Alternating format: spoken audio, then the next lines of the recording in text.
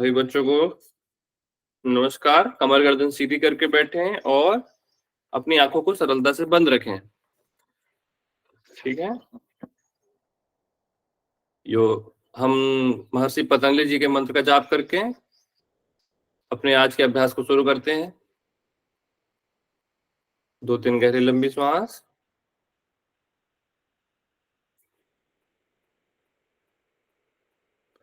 योगेन चित्तस्य पदेन वाचाम् मलं शरीरस्य च वैद्यकेन योपाकरोत्तं प्रवरं मुनिना पतञ्जलिं प्राञ्जलिरानतोऽस्मि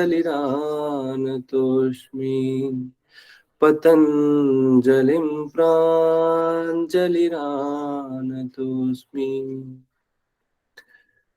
त्वमेव माता च पिता त्वमेव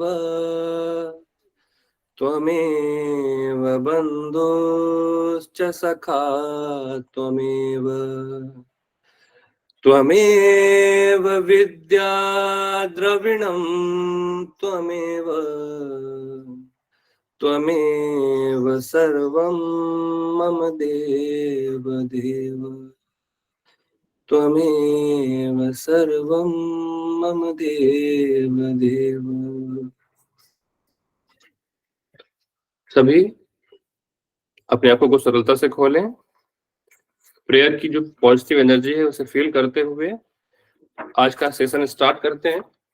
लास्ट टाइम मैंने आपको 31 सूत्र तक आपको कवर किया था। ठीक है। लास्ट में मैं आपसे क्वेश्चंस कर लूंगा। अभी थोड़ा सा पढ़ाना आप लोग को बहुत जरूरी है। क्वेश्चन आंसर के लिए लास्ट तक बने रहेंगे। ठीक।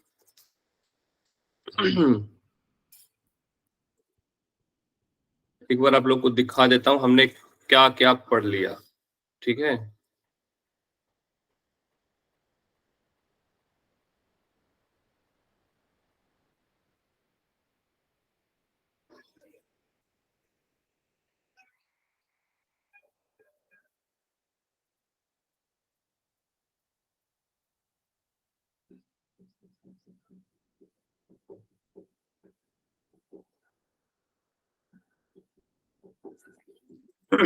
दिख रहा है सभी को? यस। देखो, कहानी ऐसे शुरू हुई थी। अथ योगानुशासनम, योग की अनुशासितता यहाँ पे सिद्ध की गई थी। योग पहले से है, महर्षि पतंजलि ने इसे व्यवस्थित करके आपको दिया। फिर चित्त, चित्त क्या होता है, सतचित्त क्या होता है, मैंने सब आपको बताया था। उसके बाद योग की चित्त की वृत्तियों का निरोध आपको समझाया था। इस योग चित्त वृत्ति में क्या छिपा हुआ वो भी मैंने आपको दिखाया था। क्यों कर रहे हैं योग चित्त वृत्ति निरोध, वो आपको बताया था। चित्त की वृत्तियों को निरोध करना क्यों आवश्यक है, ये सारी चीजें मैंने कवर की थी। तदा द्रष्टु स्वरूपे वस्थानम, इसकी परिभाषा आप अच्छे से जानते हैं। वृत्तियों का निरोध होने से तदा द्रष्टु स्वरूपे वस्थानम होता है तो ये होगा, नहीं होगा अगर चित्त वृत्तियों का निरोध तो वृत्ति सारूप्य मित्रत्र होगा। ठीक है। आगे चलते हैं। फिर वृत्ति क्या होती है, 5 प्रकार की वृत्तियां आपको बताई मैंने। फिर वृत्तियां जानने के बाद वृत्तियों के 2 भेद जाने, 2 भेद जानने के बाद उनके 5 प्रकार को जाना।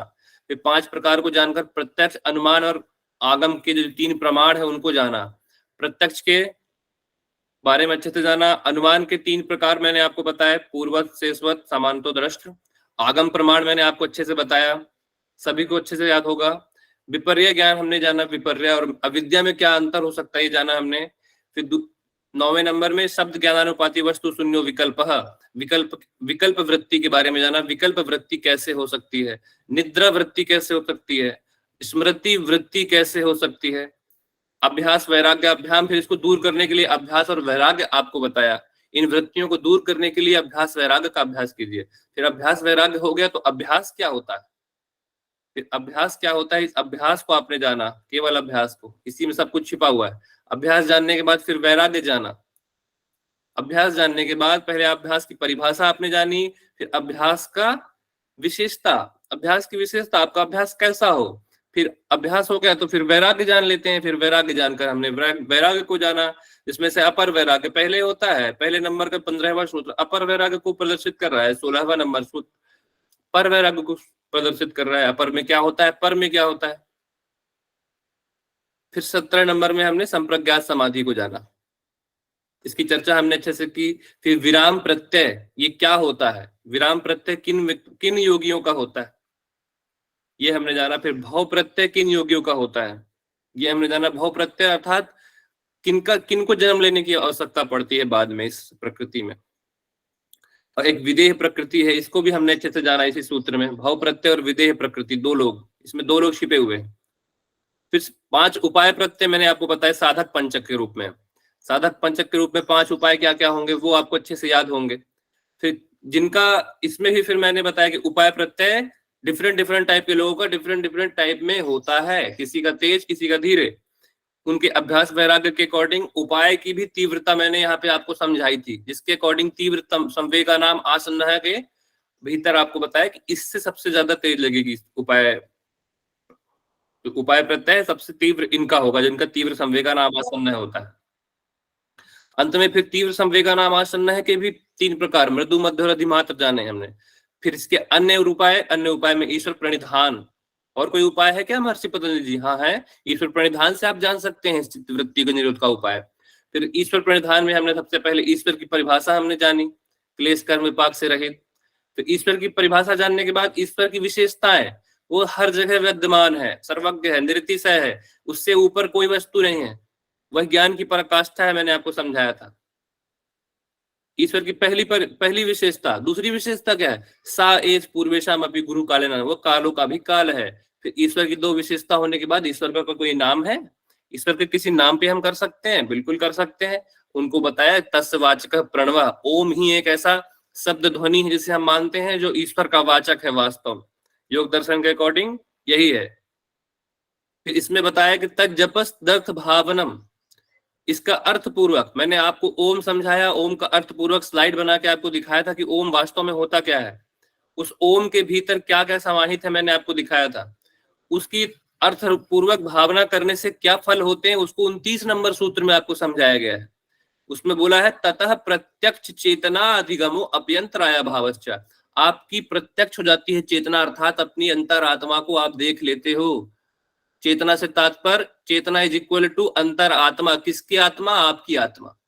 अपनी आत्मा को देख लोगे कि चित्त और मेरी आत्मा भिन्न भिन्न है, तो साक्षात्कार हो जाएगा ना ईश्वर का। ईश्वर का साक्षात्कार कौन करा रहा है? वही ओम। उस ओम का अर्थ पूर्वक आपने भाव किया, उस भावना से ही आपको आपकी चेतना दिखाई देती है। और क्या होता है? अभ्यंतराय भावश्च, ये जो अंतराय होते हैं इनका भाव समाप्त हो जाता है, अंतराय विघ्न समाप्त हो जाते हैं। तो प्रश्न उठता है 30 नंबर आने से पहले कि अंतराय क्या होते हैं? अंतराय होते हैं व्याधि स्त्यान संशय, व्याधि स्त्यान संशय प्रमादालस्य अवृत्ति भ्रांति दर्शना आलब्ध भूमि कत्वान अवस्थितत्वानि चित्त विक्षेपास्ते अंतरायाः, मतलब ये होते हैं विघ्न। इसमें से मैंने आपको अच्छे से समझाया था प्रमाद क्या है, आलस्य क्या है, एग्जाम्पल भी देकर सारा कुछ क्लियर किया था आपको। फिर आते हैं उपविक्षेप। इन विक्षेपों के साथ ही पीछे पीछे घर बनाते हुए उपविक्षेप आपके साथ चलते हैं,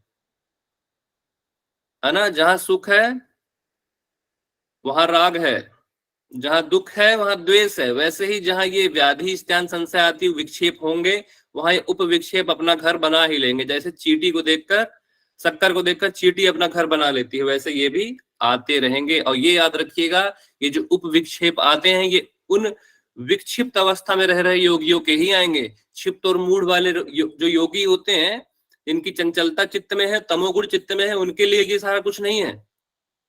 ये उनके ही चित्त में आते हैं जो विक्षिप्त भूमि तक की अवस्था तक पहुंचे हुए, चित्त की भूमि में जिनका चित्त है, ऐसे योगियों के लिए ही ये दुख दौर्मनस्यंग में जत तत्प्रतिषेधार्थम एक तत्व अभ्यास हम आज पढ़ेंगे। इसको भी हमने शायद कवर कर लिया था। अच्छा, 32 नंबर से आज हमको पढ़ना था। ये एक ओवरव्यू हो गया आपका, 5 मिनट के अंदर आपने क्या पढ़ा। ठीक है,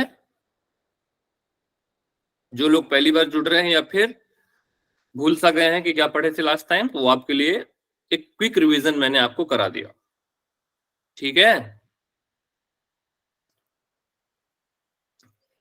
अब अगेन हम आते हैं हमारी मेन स्लाइड में।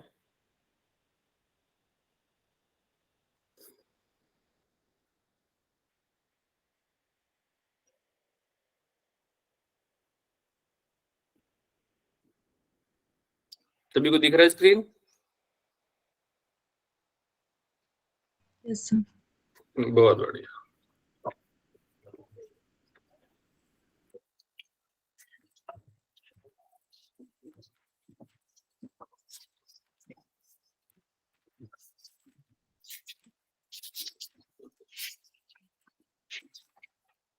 मेरी क्लास में पढ़कर आइए, कल्याण हो जाएगा आपका।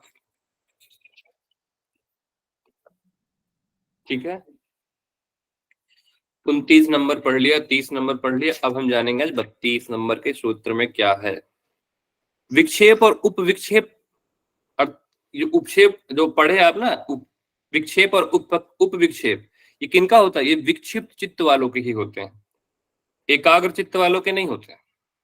ठीक है, ये मतलब उनसे ऊपर, क्षिप्त और मूढ़ से ऊपर, बीच में कौन है? विक्षिप्त वालों के ही होंगे ये जितना कुछ पढ़ा आपने, विघ्न और उपविघ्न। एकाग्र चित्त वालों के ये विघ्न और उपविघ्न नहीं होंगे। इन इन समाधि के शत्रुओं को अभ्यास और वैराग्य द्वारा दूर करते रहना चाहिए। इन दोनों अभ्यास में से अब एक अन्य उपाय आपको दर्शा रहे हैं। एक तत्व अभ्यास क्या है? इनको तो आप अभ्यास वैराग्य से समाप्त करेंगे विघ्नों को। ठीक है, मतलब ईश्वर का नाम लेंगे तो सारे अंतराय आपके दूर हो जाएंगे ईश्वर के नाम से ही। उक्त विघ्नों को दूर करने का दूसरा उपाय, अन्यथा मतलब अगर इसको दूर करने का उपाय एक तत्व का अभ्यास है, तो पहला उपाय क्या था? ईश्वर प्रणिधान। ईश्वर प्रणिधान इसका पहला उपाय था। अगर ईश्वर प्रणिधान आप नहीं कर पा रहे हैं तो दूसरा उपाय कि ईश्वर प्रणिधान से ही मिलता हुआ दूसरा रूप है। ठीक है,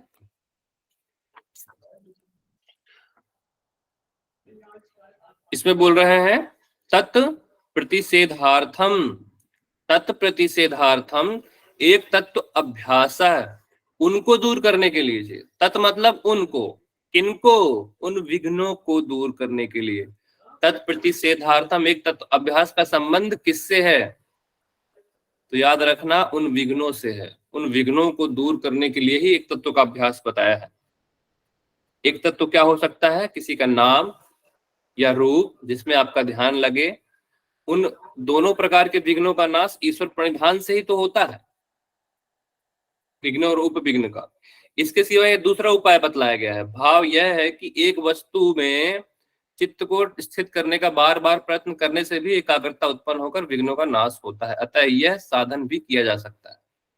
ठीक है, एक तत्व का अभ्यास मतलब एक ही चीज में बार बार प्रयत्न करते रहना, एक तरह की एक एकाग्रता है, मेडिटेशन है, ये ध्यान की अवस्था जैसा है। ठीक है, एक तत्व का अभ्यास, बार बार एक चीज में ध्यान करना। ठीक है,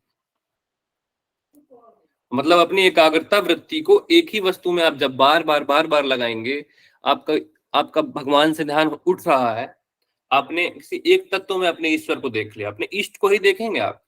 एक तत्व का अभ्यास भी आपके ईश्वर से ही टच होकर जाएगा, रहेगा ईश्वर रूप में ही। आप होते हैं ना, आप सामान्य व्यक्तियों में भी ईश्वर के दर्शन कर लेते हैं, वैसा ही एक स्थिति होगी साधक की। उस एक तत्व में ही वो अपने ईश्वर के दर्शन करके, ईश्वर का रूप देख के अपनी चित्त वृत्ति की एकाग्रता को लगाएगा। हो सकता है बार बार उसके बीच में विघ्न आए, तो उसको क्या करना है? बार बार प्रयत्न करना है, बार बार प्रयत्न करते हुए अपनी एकाग्रता वृत्ति को बनाए रखना है उस एक तत्व में। इससे भी उसके विघ्न का नाश हो जाएगा। ठीक है, ये हो गया 32। अब देखो, आपके विघ्न दूर हो गए, आपके अंतराय समाप्त हो गए। ठीक है, ईश्वर प्रणिधान से भी बताया, और एक उपाय क्या बताया आपको? एक तत्व का अभ्यास। अब बात करते हैं आपके चित्त को। यदि आपके चित्त में मल है, स्थिर क्यों नहीं हो रहा हमारा चित्त? ये तो चित्त के निरोध के उपाय बताए आपको। अब नॉर्मली प्रैक्टिकली हम सोचें तो अगर किसी के शरीर में कब्ज है, कॉन्स्टिपेशन बना हुआ है, उसका फोकस लेवल बहुत ही ज्यादा पुअर होगा, वो फोकस नहीं कर पाएगा। क्यों नहीं कर पाएगा? क्योंकि उसके शरीर में वात की जो प्रकृति है वो बढ़ी हुई है। वात क्यों बढ़ रहा है? उस मल के कारण। तो जब तक उसके मल उसके शरीर से साफ तरीके से नहीं निकल जाता, तब तक उसकी जो चित्त की वृत्तियां पूर्ण रूप से अपना काम नहीं कर पाएंगी। तो हमारे शरीर में हमने देखा कि जो हमारा मल है, शरीर का मल, वो हमारे मन को एक जगह नहीं लगने देता। शरीर के मल को तो आप दूर कर लोगे, लेकिन चित्त के मल को कैसे दूर करोगे? महर्षि पतंजलि ने आपको चित्त के मल को दूर करना दूर बताया। चित्त के मल को आप दूर कैसे करोगे? नॉर्मल प्रैक्टिकल लाइफ में भी इसे आप सोचिए, चित्त के अंतराल में भी राग द्वेष आदि मल आपके भीतर रहते हैं। उनको दूर करने के लिए एक सुगम उपाय बताया है आपको। हमेशा लाइफ में आजमाना इसे। ये केवल पढ़ने के लिए नहीं, अपने लाइफ में भी इसको हम यूज करेंगे। ठीक है, चलो देखते हैं क्या है ये क्या है? चित्त को निर्मल बनाने के सुगम उपाय।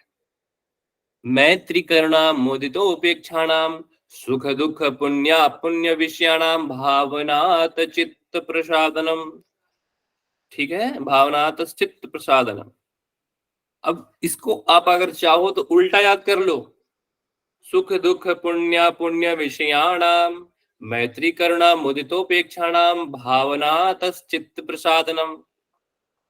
अगर आप उल्टा याद करते हो तो आपको ज्यादा दिमाग नहीं लगाना पड़ता। सुखी व्यक्ति के सामने मित्रता का भाव रखें, ठीक है। दुखी व्यक्तियों के सामने करुणा का भाव रखें। जो पुण्य व्यक्ति हैं, अच्छे व्यक्ति हैं, पुण्य का कार्य कर रहे हैं, उनसे प्रसन्नता का भाव रखें। यहाँ प्रसन्नता और मित्रता में अंतर होता है।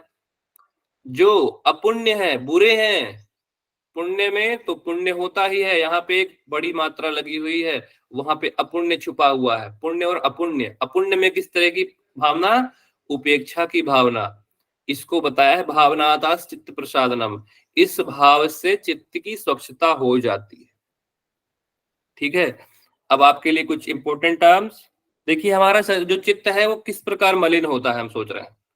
शरीर तो हो गया मलिन, जान गए, शरीर की फिजियोलॉजी एनाटॉमी जानते हैं तो जान गए, चित्त शरीर ऐसे मलिन होता है। चित्त मलिन होने के लिए लंबा प्रोसेस है। चित्त कैसे मलिन होगा? 6 प्रकार के जो शत्रु हैं आपके चित्त को मलिन करते हैं।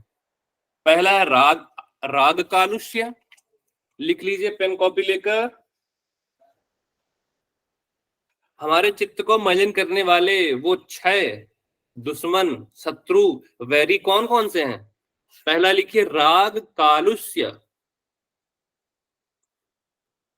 दूसरा परापकार चिकित्सा कालुष्य। कालुष्य बोलना है, कालुष्य मतलब होता है बुरा कर देने वाले, मतलब उसको मलिन कर देने वाले, कलुषित कर देने वाले। कालुष्य इसलिए बोलते हैं क्योंकि कलुषित कर देते हैं, मलिन कर देते हैं। ठीक है, राग कालुष्य। दूसरा है ईर्ष्या कालुष्य। तीसरा है परापकार चिकित्सा कालुष्य। चौथा है असूया कालुष्य। पांचवा है द्वेष कालुष्य। छठा है अमर्ष कालुष्य। ठीक है, इनको जान लीजिए क्या होते हैं ये। अब सोच रहे हो चित्त हमारा कैसे हो जाता है खराब? चित्त तो भगवान ने अच्छा बनाया था, कर कैसे लेते हैं हम अपने चित्त को खराब? ये सारे व्यक्ति कर रहे हो जो बताने वाला हूं। ध्यान से सुनिएगा। राग कालुष्य क्या होता है? स्नेह पूर्वक कर दीजिए सर, वो 6 रुतिया और एक बार रिपीट कर दिए सर, मैं लिख ही नहीं पाई। मैं बता रहा हूँ, मैं बताते जा रहा हूँ, आप लिखते जाइए। पहला है राग कालुष्य। राग कालुष्य कैसे आपके चित्त को मलिन कर देता है वो सुनिए। स्नेह पूर्वक अनुभव किए हुए सुख के अनंतर जो यह सुख मुझको सर्वदा ही प्राप्त हो, मतलब आपको एक ऐसा सुख होगा जो ऐसा लगता होगा हमेशा मुझे मिलता रहे। वो होता क्यों है? हमारी राजस वृत्ति विशेष के कारण वो राग कालुष्य होता है। मतलब वो होता है ना, हमें एक वस्तु मिलती रहे हमेशा, क्योंकि यह राग सर्व सुख साधन विषयों की प्राप्ति ना होने से चित्त को विक्षिप्त करके कलुषित कर देता है। राग कालुष्य से संबंध समझ गए ना? आप इसके पहले भी पढ़ते हो। सुखानुशयी रागः, रागः जो है ये भी एक कालुष्य है। राग कालुष्य बोल रहे हैं तो एक कालुष्य ये भी है।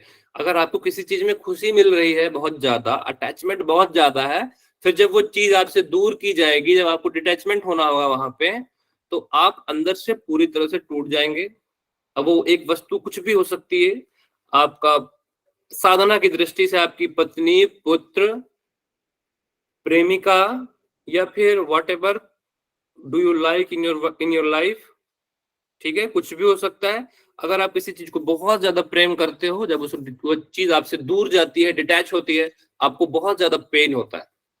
तो ये क्या है, आपके चित्त को मलिन कर देता है, कलुषित कर देता है आपके चित्त को। इससे आप उभर नहीं पाते, बहुत जल्दी डिप्रेशन में चले जाते हैं, कुछ एंजाइटी में चले जाते हैं।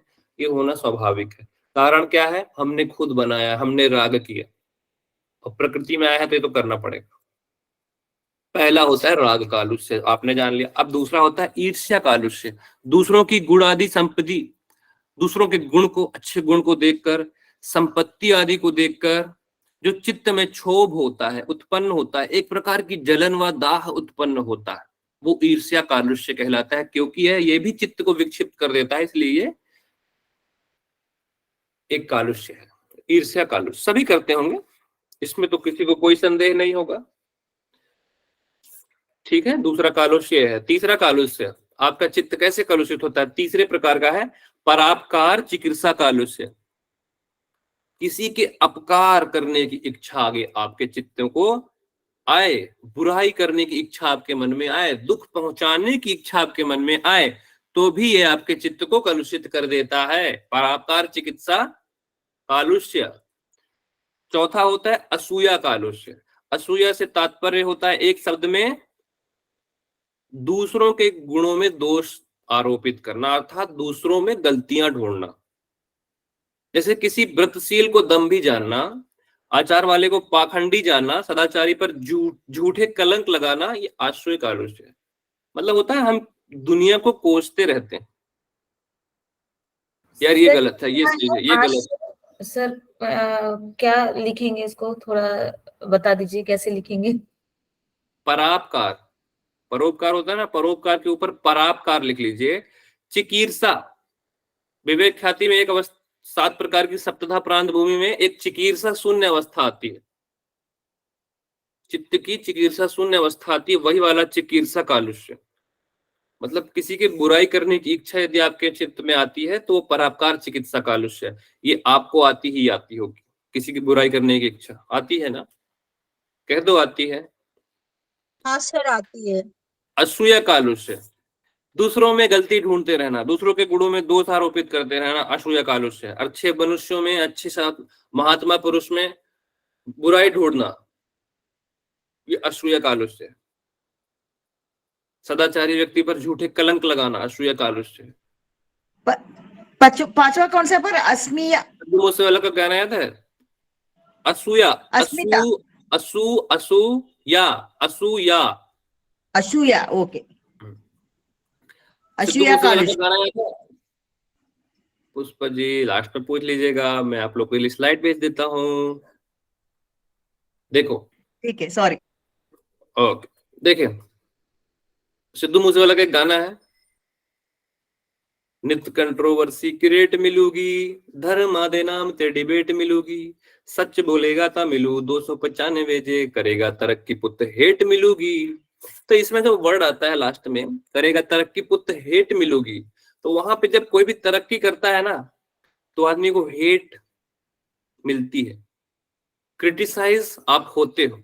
यदि आप साधना की दृष्टि से अपने आप को उच्चतम ले जा रहे हो, लोग बाग आपकी बुराई करेंगे, अरे पागल है, अरे साइको है, अरे ऐसा है, अरे वैसा है, कुछ ना कुछ कमेंट पास करेंगे। लोगों को काम है कहना, कुछ तो लोग कहेंगे, यही वाली बात यहाँ समझाई गई है आपको एक शब्द में। लोगों का काम है कहना, गुणों में दोष में करते रहना, ऐसे लोग क्या कहते हैं, असूया कालुष्य। फिर लास्ट का सेकंड लास्ट आता है 5वें नंबर का, द्वेष कालुष्य। द्वेष मतलब क्षमा का विरोधी,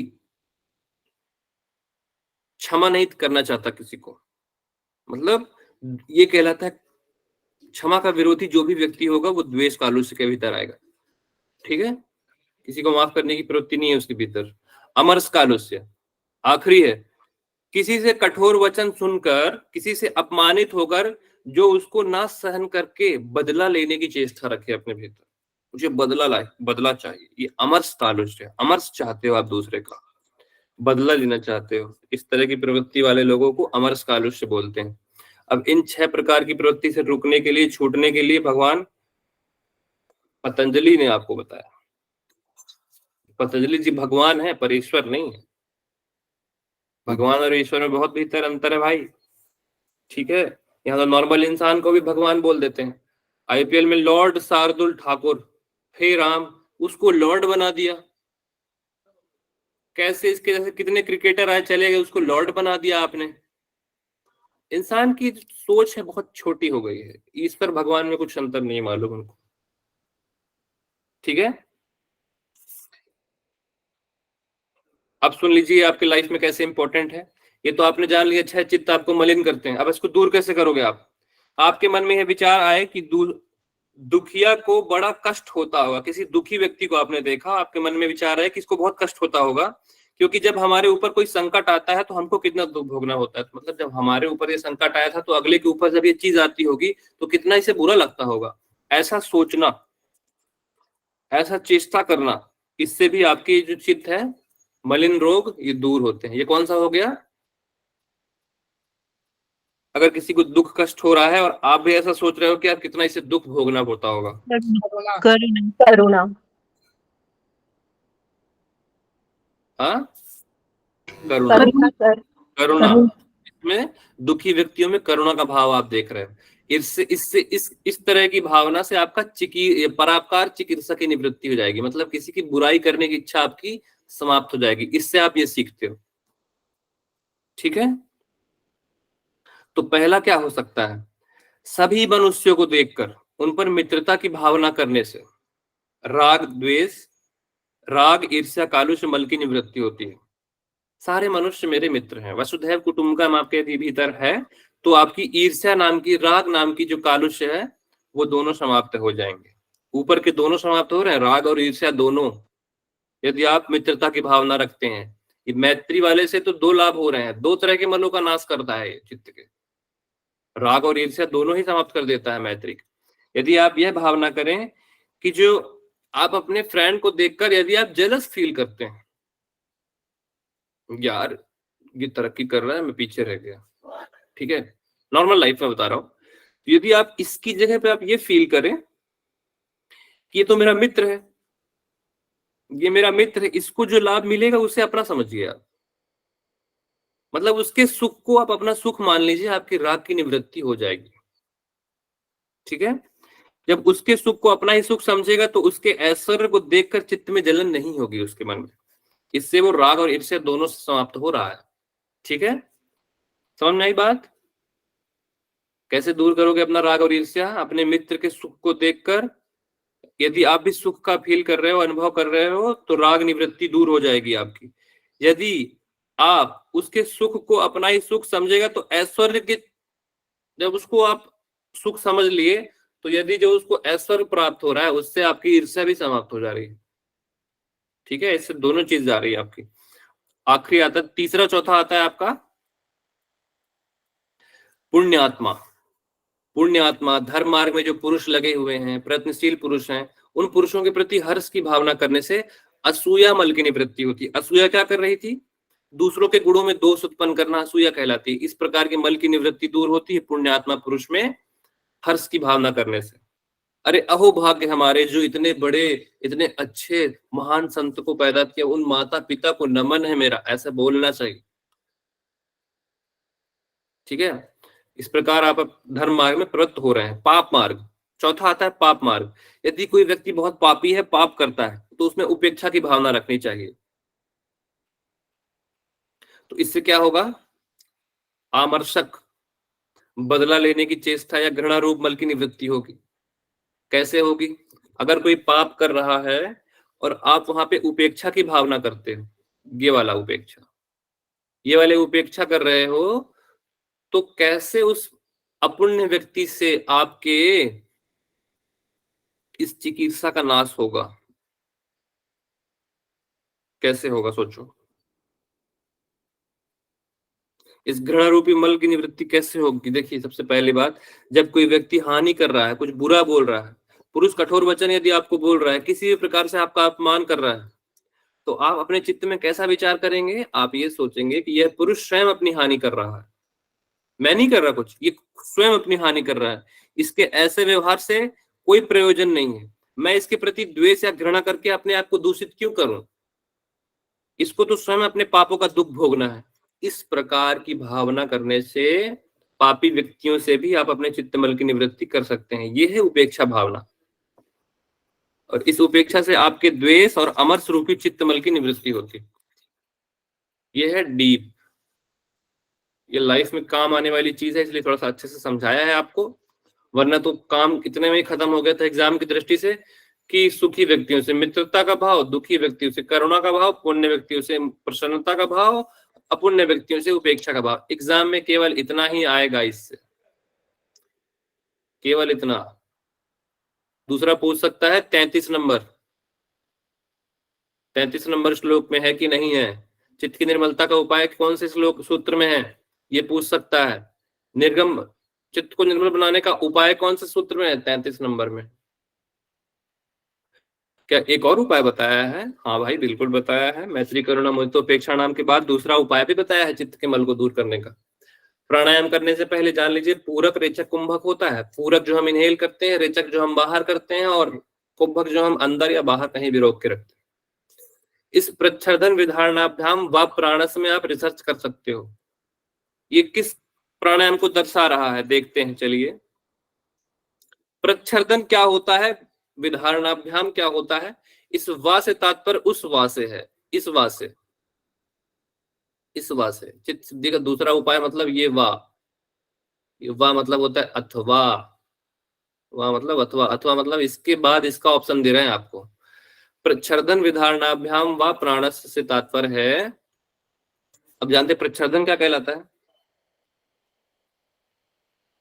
देखिए, प्रच्छर्दन कहलाता है वायु को अपने कोष्ठ में प्रयत्न से बाहर वमन करने को प्रच्छर्दन कहते हैं। ठीक है, बाहर वमन किस में करते हैं हम अपने श्वास को? किस क्रिया में, किस प्राणायाम में करते हैं?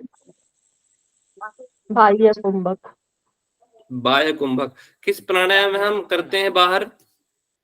कपालभाति। कपालभाति। बस, इस प्रच्छर्दन विधारणाभ्याम व प्राणस में कपालभाति छिपा हुआ है। प्रच्छर्दन अर्थात अपने प्रयत्न से वायु विशेष को अपने कोष्ठ से, अपने जहां आपका श्वास भरा होता है उस श्वास से बाहर करना, वमन करना, ये प्रच्छर्दन कहलाता है। ठीक है, ये प्रच्छर्दन कहलाता है। अब विधारणाभ्याम क्या होता है? विधारणाभ्याम होता है जब बाहर वमन की हुई वायु को वहीं रोक देना, बाहर दूर की हुई वायु को वहीं रोक देना, विधारणाभ्याम कहलाता है। कुंडली उपनिषद में चित्त की चंचलता के क्या कारण बताएं भाई? वासना और समीरण, वासना और समीरण, वासना और वायु, वायु समीरण बोल दो। हृदय स्पंद बोला है शायद। पहली बात तो ये कुंडली उपनिषद में बोला है कि नहीं बोला है, ये बताओ। बोला चित्त की चंचलता के कारण, और कहाँ बोला है? रंजीता जी, और कहाँ बोला? योग वशिष्ठ में सर। और कहाँ बोला है? दीपिका। और कहाँ बोला है? और कहाँ बोला है? लिखते जाओ भाई, जो जो नए नए हो ना, लिखते जाया करो, नया ज्ञान मिलता है आपको तो। और कहाँ बोला है जी? पहला योग वशिष्ठ में मिलता है। कहाँ मिलता है? योग, सॉरी, सर योग वशिष्ठ में ही है। योग वशिष्ठ में भी है, योग बीज में भी है, वशिष्ठ संहिता में भी है, हठ प्रदीपिका में भी है। चित्त की चंचलता के कारण लास्ट टाइम हम चर्चा कर रहे थे, योग कुंडली उपनिषद में भी है, शिव संहिता में भी है। चित्त की चंचलता का कारण दो जो बताया है, एक प्राण और दूसरा वासना, ये हर जगह वर्णित है। कितना इंपॉर्टेंट है चित्त की चंचलता का कारण। तो चित्त की चंचलता के कारण में एक वासना होती है, एक प्राण। वासना तो आप कंट्रोल नहीं कर सकते अपनी, क्योंकि वो पिछले जन्म से डिसाइड होती है, लेकिन आप अपने प्राण को कंट्रोल कर सकते हो। और प्राण को कंट्रोल कर लिया तो चले वाते चले चित्तम निश्चले निश्चलम भवेत्। प्राण कंट्रोल में आ गया तो मन भी कंट्रोल आ जाएगा, और मन कंट्रोल आ गया तो मन की शुद्धि भी तो होगी। इसलिए ये प्रच्छन्न विधारणाभ्याम व प्राणस्य की बात यहाँ पे की है, लॉजिक है यहाँ पे। वो लॉजिक आप समझ पाए कि नहीं समझ पाए? प्राण अचानक से कहां से आ गया? अरे अभी तो मैत्री करुणा पढ़ रहे थे, अचानक से 34 में प्राण कहां से आ गया? ऐसा विचार नहीं आता क्या? आना चाहिए। आया क्यों नहीं? क्योंकि आपने विचार नहीं किया, बस आप टेंटेटिव ऐसे पढ़ते जा रहे हो। प्राण से की बात आई है तो मतलब ये प्राण से ही मन का रिलेशन है, इसलिए आप यहाँ पढ़ रहे हो प्रच्छन्न विधारणाभ्याम व प्राणस्य। ठीक है,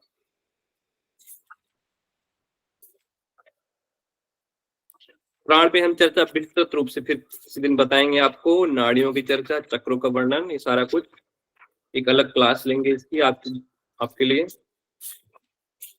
ठीक है, ये आपके चित्त को क्या करेगा? प्रच्छन्न विधारणाभ्याम व प्राणस्य, ये आपके चित्त को जो शुद्धि करेगा, जो चित्त में जो मल है उसको दूर करेगा। ठीक है, अब देखिए यहाँ पे आपने चित्त की शुद्धि कर ली। ठीक है, चित्त की शुद्धि का दूसरा उपाय भी आपने जान लिया। अब आपका चित्त हो चुका है निर्मल। चित्त और मन में अंतर होता है, इसकी चर्चा अलग बाद में करेंगे। चित्त हो गया है निर्मल, तो अब मन को स्थिर कैसे बनाए? चित्त तो निर्मल हो गया, अब मन को कैसे स्थिर बनाए? तो मन को स्थिर करने के लिए फिर नई नई चीजें आपको यहाँ पे बताई गई हैं। देखो, इस प्रच्छन्न विधारणाभ्याम में क्या होता है? बार बार कपालभाति करें नॉर्मली। इस पे यदि आपको रिसर्च करनी है तो बार बार आप कपालभाति करें, मतलब प्रच्छन्न करें। जब शुरू में साधक जो है वो 24 से 25 बार करे, और जब साधक पूर्ण रूप से थक जाए, है ना, थकने के बाद विधारणाभ्याम करे। थकने के बाद विधारणाभ्याम करे मतलब श्वास को बाहर रोकने की प्रैक्टिस करे। यहाँ पे प्राणवायु को बाहर निकालने और रोकने के अभ्यास से ही चित्त निर्मल होता है। यहाँ बाहर रोकने की ही बात होती है यहाँ पे। ठीक है, प्रैक्टिकली आप अगर इसे सोचते हैं तो। फिर एक आध बात आती है यहाँ पे 35 नंबर की। चित्त आपका निर्मल हो गया तो मन को स्थिर कैसे बनाए? मन को स्थिर बनाने के लिए अन्य साधन बतलाते हैं। अब मन को स्थिर बनाने के लिए देखिए, जब आप साधना में निवृत्त हैं, आप बैठे हुए हैं, आपको कैसे पता हो आप सही राह पे चल रहे हो? आपको मैंने बोला कि आप विषयवती प्रवृत्ति जो है आपने लगाई, अब सॉरी, आप ग्राहक ग्रहण और ग्रहीता आपको बताया था मैंने, आप लगे हुए हैं ध्यान में, आपका एक ध्येय विषय आपके सामने है, और आपको कैसे पता हो कि आप सही मार्ग में जा रहे हो? यहाँ पे जो भी चीजें हम यहाँ जानने वाले हैं उसको देखते हैं। यदि हम साधना कर रहे हैं, करते करते विचार आएगा ना बीच में कि हम सही कर रहे हैं या नहीं कर रहे हैं। मतलब कुछ चीजें होती हैं जो टाइम बाय टाइम आपको मिलती जाती हैं। ये चीजें आपको पहले ही आपका गुरु बता दे जाएगा। गुरु के मुख से आप ये पहले ही जान जाएंगे कि मेरे गुरु ने ये बताया था। ठीक है, कि जैसे जैसे मैं आगे बढ़ता जाऊंगा मुझे ये चीजें मिलती जाएंगी। अगर मैं जैसे मुझे जाना है वहां तक, वहां जाऊंगा तो उसने बोला कि यहाँ जाना, यहाँ से एक मोड़ आएगा, फिर एक ब्रेकर आएगा, मतलब वो उस राह में गया हुआ है ना, इसलिए तो आपको बता रहा है कि वहां पे ये विषय आएंगे, ये ब्रेकर आएगा। आपके गुरु के द्वारा ये चीजें जान सकते हो आप। महर्षि पतंजलि जो आपको सामान्य, कोई साधारण सी बात नहीं है, ये ऐसी बातें हैं जो आपके मन को बांधने वाली होंगी। आपको पता ही नहीं है मैं सही जा रहा हूँ कि गलत, डाउट आएगा यार मैं सही जा रहा हूँ कि गलत, भाई रास्ता बताओ, लेफ्ट जाना है कि राइट जाना है। यदि आपके जिससे आपने पहले राह मांगी थी कि वो सही तरीके से आपको बताया है, उस पर यदि आपको विश्वास है तो आप सीधे चले जाओगे। यदि आपको विश्वास नहीं है, कोई डाउट है, आप भ्रमित हो गए हो, तो आप यहाँ पूछने लगते हो कि यार सही जा रहा हूँ कि गलत जा रहा हूँ। भैया ये रास्ता यहीं जा रहा है ना, मतलब रास्ता वहीं जा रहा है सर, मुझे वहां जाना है, यहीं जाएगा, पूछते हो आप, नॉर्मल लाइफ में भी पूछते हो। ये वही बात है, ये विषय वाली जो प्रवृत्ति होती है ये नॉर्मल लाइफ से ही होती है कि हमको सही रास्ता पता हो जाता है, जिससे हमारा मन स्थिर हो जाता है। हाँ यार मैं सही जा रहा हूँ, मैं अपनी साधना में सही जा रहा हूँ, मतलब मुझे कैवल्य मिलेगा इस राह में। ये ऐसी स्थिति होती है। ये स्थिति जो होती है ये विषयवती प्रवृत्ति कहलाती है। ये आपकी स्थिति को बांधने वाली होती है। और विषयवती प्रवृत्ति जो होती है 5 विषयों वाली हो सकती है, गंध, रस, रूप, स्पर्श और शब्द। ये जो विषयवती प्रवृत्ति है, 2 प्रवृत्तियां मिलेंगी आपको, एक विषयवती प्रवृत्ति और इसके आगे आएगा ज्योतिषमती प्रवृत्ति। याद रखना 35 में विषयवती प्रवृत्ति मिलती है आपको और 36 में आपको ज्योतिषमती प्रवृत्ति मिलती है। ये दोनों प्रवृत्तियां हैं, ये दोनों प्रवृत्तियां आपको बताती हैं कि आप सही मार्ग में जा रहे हो। ठीक है। अब विषयवती प्रवृत्ति 5 प्रकार की होती है, शब्द, स्पर्श, रूप, रस, गंध। अब शब्द, स्पर्श, रूप, रस, गंध में सबकी स्थिति डिसाइडेड है। पहला,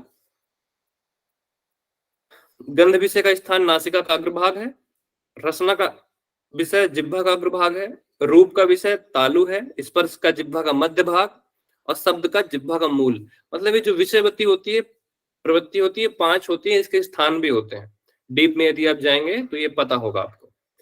इन 5 प्रवृत्तियों पे जब ध्यान आप लगाते हैं, किसी भी सूक्ष्म विषय में आपने ध्यान किया तो आपको उस सूक्ष्म विषय का साक्षात्कार होने लगता है। तो उस साक्षात्कार को ही जो प्रवृत्ति दिखा रही है विषयवती प्रवृत्ति कहलाती है, जो आपके मन को बांध देती है कि हाँ आप सही राह पे जा रहे हो। योग मार्ग में विश्वास और उत्साह बढ़ाती है ये। इस कारण ये आत्मचिंतन के अभ्यास से भी मन को स्थिर करने में हेतु बन जाती है। बात समझ में आई? आपके मन को स्थिर बनाने के लिए, आपको डाउट ना हो आप गलत राह में जा रहे हो।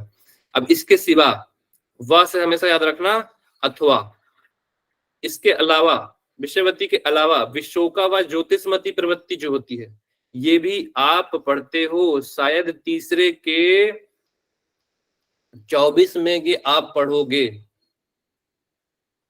तीसरे के 24 में खोल के देखो तो, तीसरे के 24 में क्या है?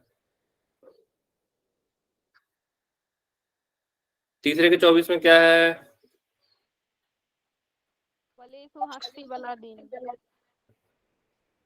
मैत्रा दिशु बनानी है। बलेशु हस्ति बलेशु हस्ति बलादीनी सर। 24 में कि 14 में है? 25 में, सॉरी 25 में है, रियली सॉरी 25 में है। ये वाली जो प्रवृत्ति है इसको 25 में भी देखोगे। प्रवृत्त्या लोकन्यासा सूक्ष्म व्यवहित विप्रकृष्ट ज्ञानम। मेरा स्लाइड दिख रहा है आपको, वो सूत्र वाला? यस हाँ सर दिख रहा है। सूत्र दिख रहा है कि क्या दिख रहा है? अर्थ दिख रहा है? सूत्र ये जो दिख रहा है ना, प्रवृत्त्या लोकन्यासात् सूक्ष्म व्यवहित विप्रकृष्ट ज्ञानम, ये ज्योतिषमती प्रवृत्ति से ही पता होता है बाबू। इसका जो वर्णन यहाँ देखते हो ज्योतिषमती प्रवृत्ति का, विशोका व ज्योतिषमती, इसका वर्णन विभूति पाद में भी किया गया है। कभी गौर से सोचा आपने? नहीं सोचा, क्योंकि डीप गए नहीं। इसको आप यहाँ पे भी पढ़ोगे। इसमें क्या लिखा है एक बार पढ़ के दिखाओ, अर्थ बताओ इसका, किताब खोल के। इसके अर्थ में कुछ चीजें बताई गई हैं यहाँ पे, कैवल्य पाद के, विभूति पाद के 15वें में, सॉरी 25वें में क्या बताई गई?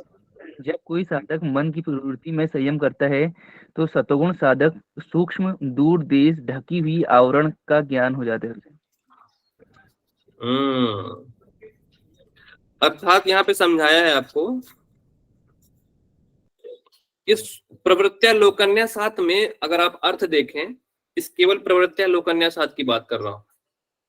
इस प्रवृत्त्या लोकन्यासात् में एग्जाम में क्वेश्चन भी आया था कि कौन सी प्रवृत्ति है? तो ज्योतिषमती प्रवृत्ति का प्रकाश डालने से, कौन सी प्रवृत्ति है? ज्योतिषमती प्रवृत्ति का प्रकाश डालने से सूक्ष्म और व्यवधान युक्त, यहाँ 3 तरह की चीजें आती हैं। सूक्ष्म, पहला होता है सूक्ष्म, व्यवधान युक्त और विकृष्ट। ये 3 तरह की चीजें आप नहीं देख सकते। या तो वो बहुत छोटी हो,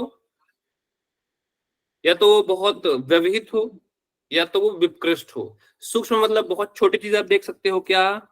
नहीं देख सकते, जैसे कि परमाणु नहीं देख सकते आप। व्यवहित क्या होता है? व्यवहित कोई पर्दे में रखा हो, इस दीवार के उस पार क्या है मैं नहीं देख सकता, क्योंकि प्रकाश का नियम ही मुझे ये चीज नहीं करने देता। और योगी लोग सब कर लेते हैं, उसकी साइंस को हम बाद में जानेंगे। व्यवहित में क्या होता है? कुछ भी व्यवधान आता है बीच में, जिस वजह से हम उस अपने ऑब्जेक्टिव को देख नहीं पाते। फिर होता है विपृष्ठ ज्ञानम। विपृष्ठ ज्ञानम होता है दूर दराज में रखी हुई वस्तु। अमेरिका में क्या चल रहा है अभी, दिख रहा है आपको? नहीं दिख रहा। इंग्लैंड में क्या चल रहा है आपको दिख रहा है? नहीं दिख रहा। मेरे कॉलेज में क्या चल रहा होगा अभी, मेरा कॉलेज चालू हुआ कि नहीं? नहीं दिख रहा। विकृष्ट ज्ञान होने से आप दूर स्थित वस्तु को भी बैठे बिठाए यहीं से चित्त के ध्यान से ऐसे देख सकते हैं। ऐसे भगवान से बैठे बैठे ऐसे देख लेते हैं ना कि रामायण में यहाँ ये चल रहा है, अचानक से आंख खुलती है, आपने रामायण देखा होगा, और क्या क्या है वो रामायण महाभारत हर जगह कई जगह हमने सीरियल्स में लिखा है कि भगवान शिव पार्वती के साथ बैठे होते हैं ध्यान कर रहे और सीरियल चल रहा होता है। देखा है ना? देखा है भाई, देखा है, क्यों नहीं देखा है? नॉर्मल चीज है। कोई तो बोलो देखा है। देखा है सर।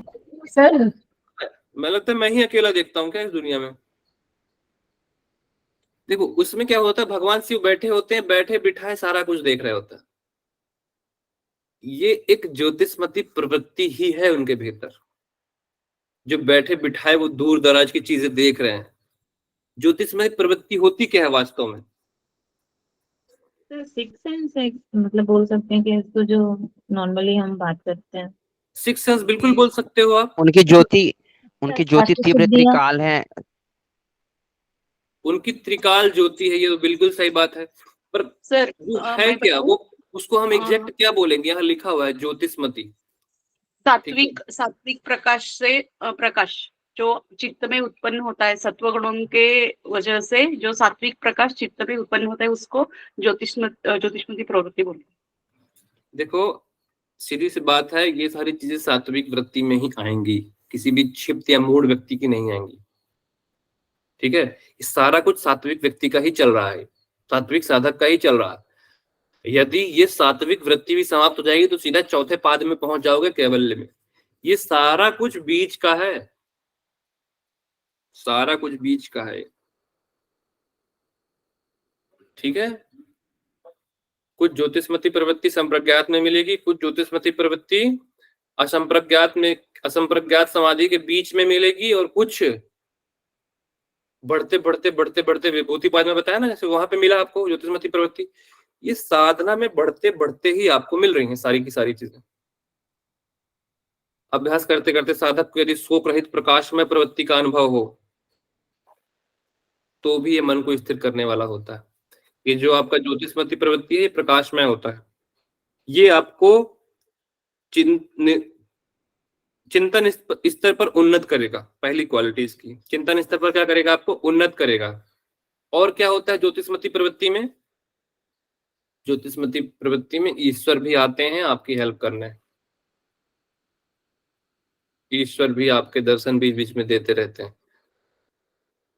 मतलब दर्शन नहीं देते, मतलब ईश्वर इनडायरेक्टली, वो तो हर जगह सर्वज्ञ बीजम है ना, वो आपको किसी न किसी रूप में आकर आपकी हेल्प करते रहेंगे। कि ज्योतिषमती प्रवृत्ति का ही सारा कुछ है। ठीक है, चित्त की स्थिरता का अन्य उपाय। सर टाइम हो रहा है। क्लास चल रहा, क्लास चल रहा। हाँ लगातार लगातार। आखिरी सूत्र, उसके बाद फिर अपन जाते हैं। वीतराग विषयम व चित्तम। वीतराग को विषय करने वाले से भी चित्त स्थिर होता है। मतलब जिसने, वीतराग से समझ लो एक शब्द में, जिसने अपने वीत और राग में, मतलब राग और द्वेष में अपने विजय प्राप्त कर ली, उन महापुरुषों में भी यदि आप चित्त को लगाएंगे तो आपका चित्त स्थिर हो जाएगा। ठीक है, सर मन हो जाएगा ना सर, चित्त नहीं। अभी हम मन का पढ़ रहे हैं ना सर।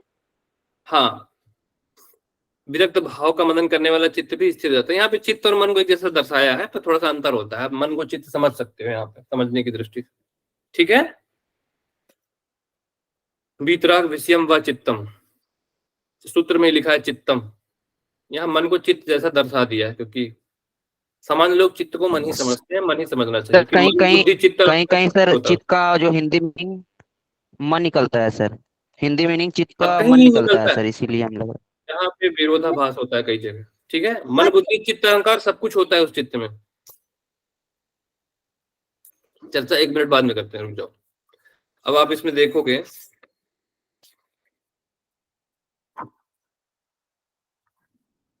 वीतराग विषयम व चित्तम की बात करें तो ये मन ये वीतराग विषयम व चित्तम, ये भी मन की स्थिति को बांधने वाली होती है। ठीक है, कैसे?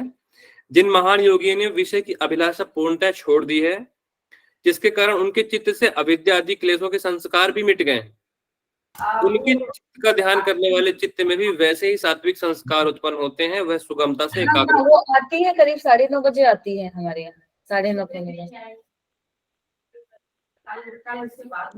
रश्मि जी का माइक ऑन है।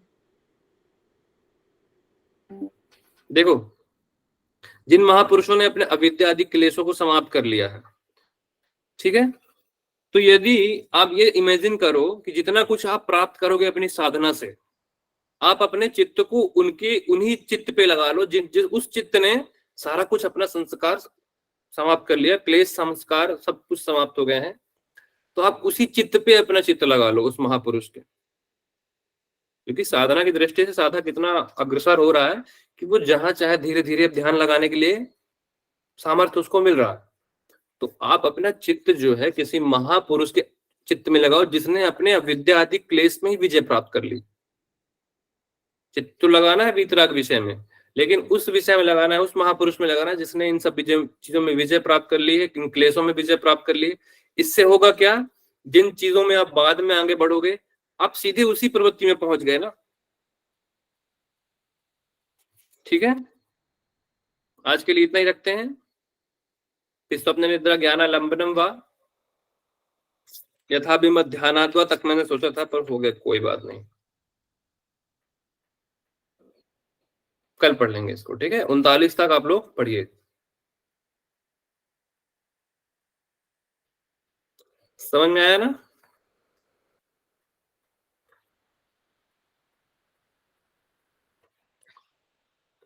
कुछ प्रश्न पूछ लेता हूं आप लोगों से 2 मिनट में। अभिवृत्ति क्या होता है?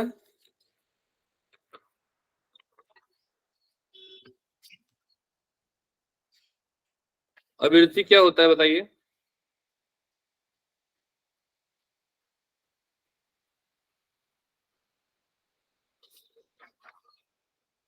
पवन बताओ, अभिवृत्ति क्या होती है?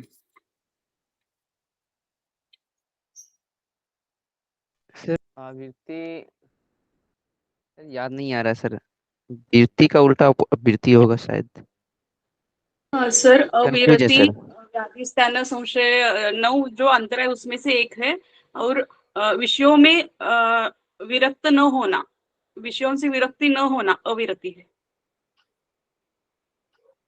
हाँ, विरति से मैंने आपको बताया था सीधा सीधा, विरति मतलब क्या है? वैराग्य। विरति मतलब वैराग्य। तो अविरति क्या हुआ? अवैराग्य। मतलब अवैराग्य मतलब विषयों में प्रवृत्ति आपकी बनी हुई है। शब्द में ही अर्थ छिपा हुआ है, मैंने बताया था ना पवन, उसी में अर्थ छिपा हुआ है, अलग से मत पढ़ा करो, उसी में ढूंढा करो, शब्द में ही। ठीक है, मजा आया क्लास में? एंजॉय किया आपने? कुछ नया सीखा? Yes sir, thank you so much sir.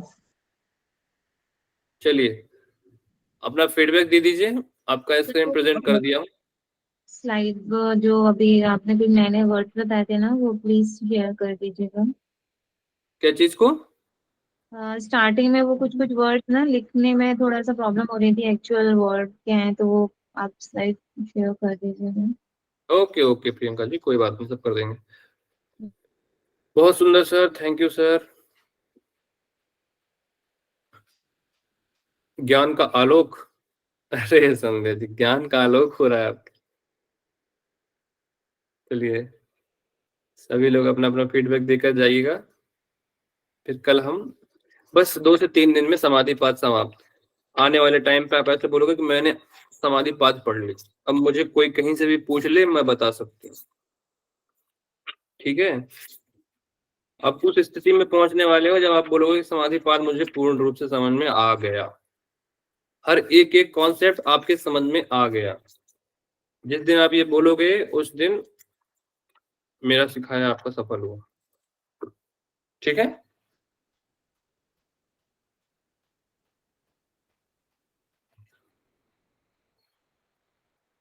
हमेशा कुछ नया सीखने को मिलता है सर।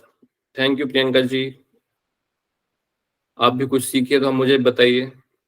बहु समीचीनम। ओम तत्सत। Thank you sir. चलिए जी, बहुत बहुत धन्यवाद आप सभी का क्लास में बने रहने के लिए। फिर मिलते हैं अगली क्लास में। हरिओम।